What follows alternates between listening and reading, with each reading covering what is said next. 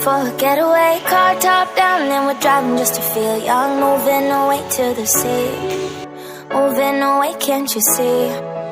Sand in your feet, feel the breeze in the summertime. Stars in the sky, one dime for a first time. Moving away to the sea. Moving away, can't you see? We'll drink honey by the ocean, it's our favorite potion. Come on baby, let me tell you one time that our days will never end, yeah. No, our days will never end, yeah. No.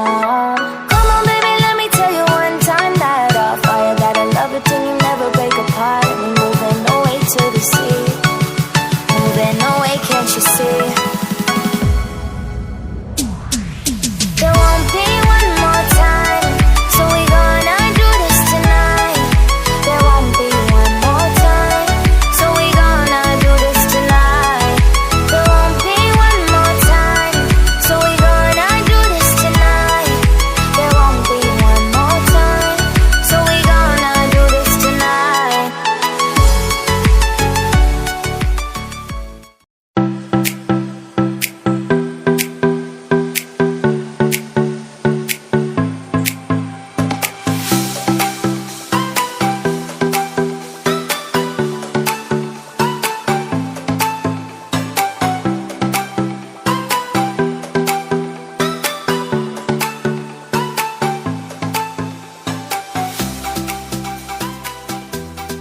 Ekonominya ekonomi syariah, banknya bank syariah. Assalamualaikum warahmatullahi wahai solihin dan solihat.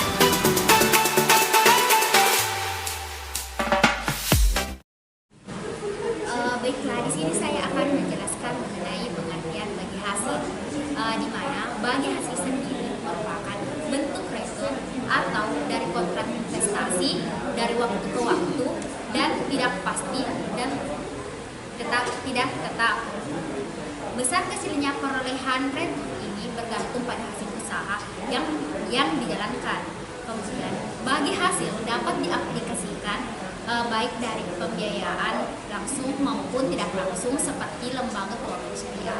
Kemudian pembiayaan sendiri di sini ada disebut dengan mudharabah dan musyarakah. Baiklah, di sini selanjutnya pengertian mengenai mudharabah.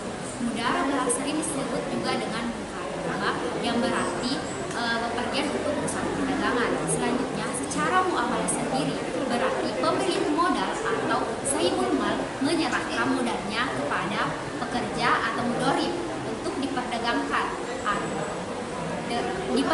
atau diusahakan. Kemudian keuntungan dagang tersebut dibagi menurut kesepakatan bersama. Di sini mudharabah terbagi atas dua, yaitu mudharabah mutlak dan mudharabah muqayyad. Baiklah, selanjutnya di sini pengertian mengenai mudharabah mutlak dan mudharabah muqayyadah, di mana mudharabah mutlak yaitu sahibul mal memberikan keleluasaan penuh kepada pengelola atau mudharib untuk mempergunakan dana tersebut dalam usaha yang dianggapnya baik dan menguntungkan. Kemudian, pengelola tetap bertanggung jawab untuk melakukan pengelolaan sesuai dengan praktik kebiasaan usaha normal yang sehat. Selanjutnya, mudharabah muqayyadah yaitu di mana pemilik dana menentukan syarat dan pembatasan kepada pengelola dalam penggunaan dana tersebut dengan jangka waktu, tempat, jenis usaha, dan sebagainya. Selanjutnya di sini saya akan membahas mengenai karakteristik dari mudharabah dan musyarakah. Yang pertama yaitu mengenai karakteristik dari mudharabah. Berdasarkan prinsip bagi hasil dan berbagai risiko dikemukakan bahwa yang pertama, keuntungan dibagi berdasarkan nisbah yang telah disepakati sebelumnya pada pelaksanaan akad. Kemudian yang kedua, kerugian finansial menjadi beban pemilik dana, sedangkan pengelola tidak memperoleh imbalan atas usaha yang dilakukan. Yang ketiga, pemilik dana tidak diperbolehkan mencampuri pengelolaan bisnis sehari-hari. Baiklah, selanjutnya mengenai rukun-rukun mudharabah. Yang pertama yaitu sohibul mal atau pemilik modal. Yang kedua mudorib atau pelaksana atau usahawan. Selanjutnya yang ketiga yaitu modal. Yang keempat kerjaan usaha. Yang kelima keuntungan dan yang terakhir yaitu ijab qabul. Selanjutnya di sini saya akan membahas mengenai musyarakah. Musyarakah berasal dari kata syirka yang berarti bercampuran. Menurut fikih sendiri, musyarakah berarti akad antara orang-orang yang berserikat dalam hal modal dan keuntungan. Adapun rukun dari musyarakah sendiri, yang pertama itu pihak yang berserikat, yang kedua modal, yang ketiga usaha atau proyek, yang keempat ijab dan ijab qabul. Baik, di sini saya akan menjelaskan jenis-jenis syirka. Bentuk syirka atau kerjasama terbagi dalam beberapa golongan. Yang pertama, syirka al-an'am. Yang kedua, syirka al-mufawadah. Dan yang ketiga, syirka al-abdan atau al-amal. Dan yang pertama ini, syirka al-inam, yaitu penggabungan harta atau modal dua orang atau lebih yang tidak harus sama jumlahnya dan ketentuannya dibagi secara proporsional dengan jumlah modal masing-masing sesuai dengan kesepakatan. Dan yang kedua, syirka al-mufawadah, perserikatan yang modalnya sesuai dengan pihak dan bentuk kerjasamanya dilakukan kualitas dan kuantitas harus sama dan keuntungannya dibagi rata. Dan yang ketiga, syirka al-abdan atau al-amal, yaitu perserikatan dalam bentuk kerjasama yang hasilnya dibagi bersama.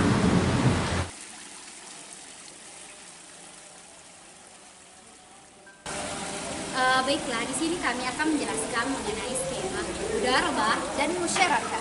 Di mana skema dari mudharabah sendiri yang pertama di mana pemilik modal atau sahibul mal bekerja sama dengan mudorib atau penyedia skill, di mana melakukan suatu usaha, kemudian keuntungannya dibagi bersama. Selanjutnya, Sedangkan musyarakah di sini sama-sama menyediakan modal dan skill, di mana tidak ada terkhusus yang memiliki mudharib atau sahibul mal. Sedangkan di sini semuanya menyediakan modal dan skill sesuai dengan proporsi mereka, dan keuntungan dibagi secara kesepakatan yang telah disepakati. nah untuk lebih jelasnya lagi mengenai skema mudharabah sendiri bisa dilihat pada gambar berikut ini. Dilihat dari gambar tersebut, skema mudharabah dijelaskan dengan rinci. Nasabah mengajukan pembiayaan kepada bank untuk memperoleh modal usaha. Bank memberikan modal sebesar 100% untuk dikelola oleh nasabah yang memiliki keahlian tertentu. Ketika akad berlangsung, telah ditentukan proporsi bagi hasilnya. Jika terjadi kerugian ketika menjalankan usaha yang bukan merupakan kelalaian nasabah, maka kerugian ditanggung oleh bank. Contohnya, kerusakan atau bencana alam. Setelah proses usaha berjalan, lalu keuntungan dibagi sesuai keuntungan nisbah. Selain itu, nasabah juga mengembalikan pokok modal kepada bank. Baik, selanjutnya di sini saya akan menjelaskan skema bagi hasil. Skema bagi hasil digolongkan menjadi 3 pula. Yang pertama, profit sharing, dan yang kedua, gross profit sharing, dan yang ketiga, revenue sharing. Baik, saya akan menjelaskan profit sharing.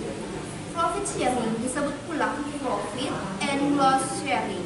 Yang dijadikan dasar perhitungan adalah profit, yang merupakan selisih antara penjualan, pendapatan usaha, dan biaya-biaya usaha, baik berupa harga pokok penjualan atau biaya produksi, biaya penjualan, serta biaya umum administrasi tentunya. Profit sharing dapat diartikan sebagai sistem pembagian keuntungan yang didapatkan dari suatu usaha. Nah, yang kedua di sini gross profit sharing. Gross profit sharing yang dijadikan dasar perhitungan adalah gross profit atau laba kotor, yakni penjualan atau pendapatan usaha dikurangi dengan harga pokok penjualan biaya produksi. Dan yang ketiga adalah revenue sharing. Revenue sharing yang dijadikan dasar perhitungan adalah penjualan atau produksi. Selanjutnya itu mengenai tahap perhitungan bagi hasil. Secara ringkasnya di sini kita dapat melihat yang pertama menentukan prinsip bagi hasil yang digunakan. Kemudian yang kedua menghitung pendapatan yang akan dibagi hasil. Yang ketiga menghitung saldo rata-rata harian sumber dana. Kemudian yang keempat menghitung saldo rata-rata harian penyaluran dana. Dan yang kelima yaitu distribusi bagi hasil pendapatan kepada masing-masing nasabah sesuai nisbah yang disepakati. Selanjutnya menghitung proporsi bagi hasil pendapatan untuk setiap jenis sumber dana. Dan yang terakhir yaitu menghitung pendanaan bagi hasil untuk nasabah dan bank. Baiklah, di sini kami masuk mengenai perhitungan bagi hasil pada pendanaan. Nah, bagi hasil dihitung berdasarkan metode polling of fund dengan skema revenue sharing. Contoh perhitungan bagi hasil pendanaan pada bank syariah yaitu pada bank syariah mengumpulkan dana pihak ketiga sebesar 90 juta, kemudian disalurkan pada pembiayaan sebesar 85 juta yang dikurangi giro wajib minimum sebesar 5%. Selanjutnya pembiayaan yang harus disalurkan pada masyarakat sebesar 100 juta.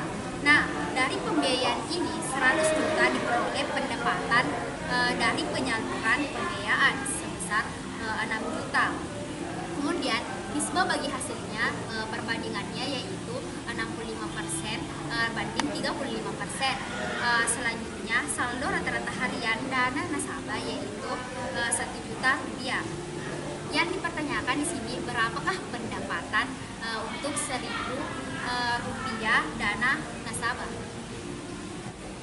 Nah, untuk lebih jelasnya lagi, Anda bisa melihat dari tabel perhitungan berikut. Baiklah, di sini jawaban mengenai contoh soal yang tadi tentang perhitungan bagi hasil pendanaan. Yang pertama yaitu dana pihak ketiga disimbolkan dengan A, yaitu sebesar 90 juta.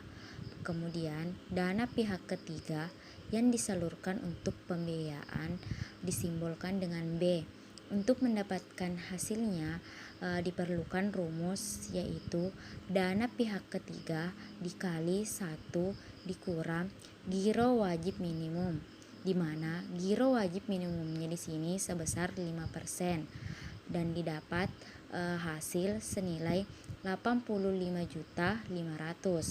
Selanjutnya pembiayaan yang disalurkan disimbolkan dengan C sebesar 100 juta. Kemudian dana bank di sini senilai 14.500.000. Kemudian pendapatan dari penyaluran pembiayaan disimbolkan dengan D yaitu sebesar 6 juta.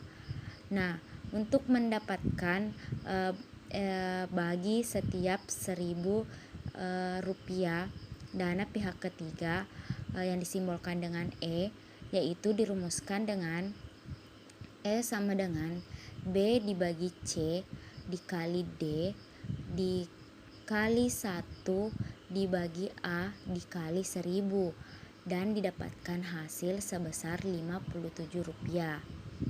Selanjutnya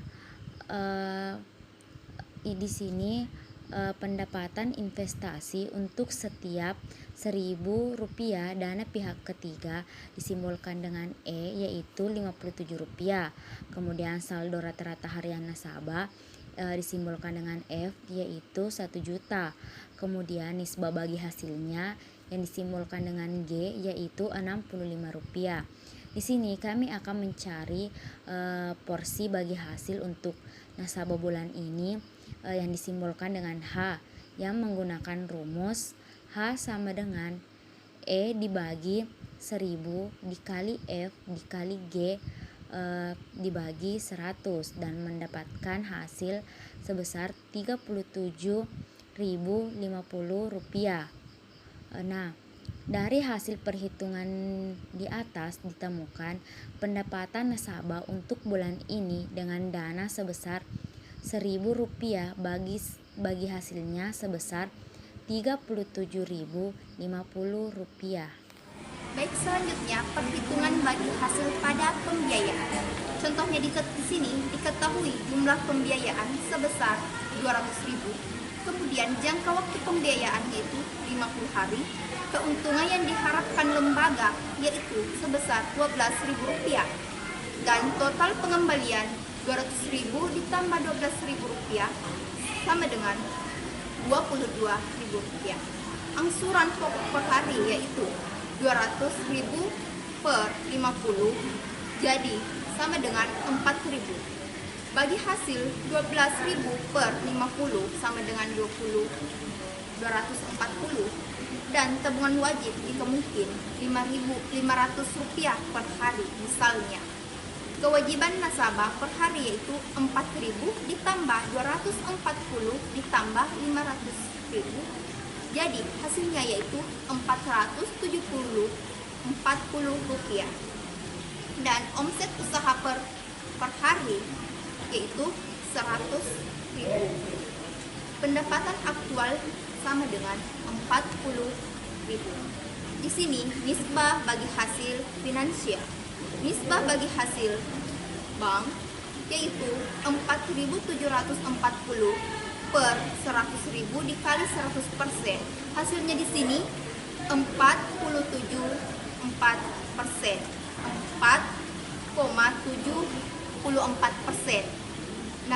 Nasabah bagi hasil di sini 100% dikurang 4,74% sama dengan 95,26%. Rasio nisbah bagi hasil banding nasabah yaitu 4,74% banding 95,26%. Di sini distribusi bagi hasil. Jika keuntungan per hari nasabah sebesar 40.000, maka bagi hasil untuk bank yaitu 4,74 dikali dengan 40.000 sama dengan Rp1.896 dan nasabah keuntungan yang dapat nasabah yaitu 95,26% dikali 40.000 sama dengan Rp38.104. Nah, untuk lebih jelasnya dari beberapa bulan pendapatan aktual bagi bank dan nasabah dapat dilihat di tabel berikut.